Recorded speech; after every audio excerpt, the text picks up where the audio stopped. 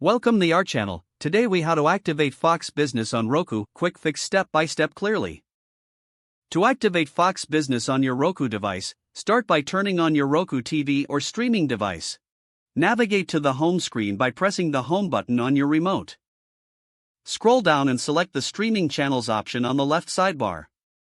In the channel store, use the search function to find the Fox Business app. Highlight the Fox Business app from the search results and select it. Click on the Add Channel option to install the app on your Roku device. Once the installation is complete, return to the home screen. Locate the Fox Business app and open it.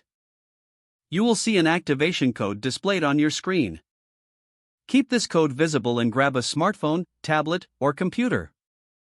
Open a web browser and go to the Fox Business activation page at foxbusiness.com/activate. Once on the website, enter the activation code that appeared on your TV. Select your TV provider from the list provided. Log in using your account credentials for the selected TV provider. After successful authentication, return to your Roku device. The Fox Business app should automatically refresh and log you in.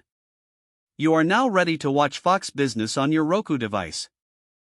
If the page does not load, refresh the browser or try again in a private or incognito window. Make sure you are using the correct email address, then retype it carefully to avoid small typos. If your password is not accepted, use the reset option and create a new strong password you can remember.